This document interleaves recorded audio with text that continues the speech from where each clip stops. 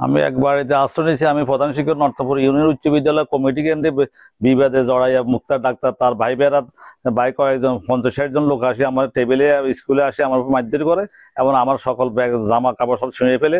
আমার পকেটের টাকা ছিল 10,000 টাকা টাকা নিয়ে গেছে। আমার কমিটি তাকে সভাপতি বানাতে হবে, তা না হলে আমাকে জানে মেরে ফেলবে। তার লোকজন আমার গায়ে হাত দিয়েছে, আমাকে জামা কাপড় ছিঁড়ে ফেলছে।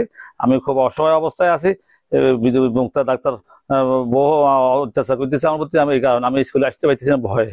এর আগে সেই স্কুলের সভাপতি হওয়ার জন্য সে মামলা দিয়েছে হাইকোর্টে। এই মামলা কারণে সে অ্যাডক হয়েছে, কিন্তু পুনরায় এখন অ্যাডক হওয়ার আগে আমাকে জোর করে পদে পত্র নিয়ে গেছে 24 তারিখে।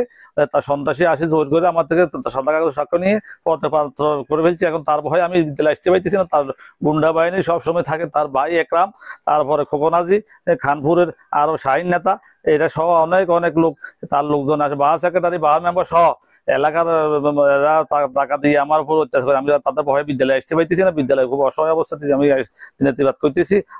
আমার উপরে মুক্তার ডাক্তার ফরাজি হাসপাতালের শেয়ারদার মালিক এমডি, সে গুন্ডা বাহিনী দিয়ে আজকে আমার প্রকার করেছে। তার ভাই একরাম, তারপর বাদশাহ, তারপরে তার ভাই আবুল, এরা সহ সব সংগঠিত হয়ে 50-60 জন লোক আসিয়া আমার গায়ে আক্রমণ করছে। আমার হেস্তনাস্ত করে জামা প্যান্ট সব ছিঁড়ে ফেলছে, আমার বেল্ট ছিঁড়ে ফেলছে।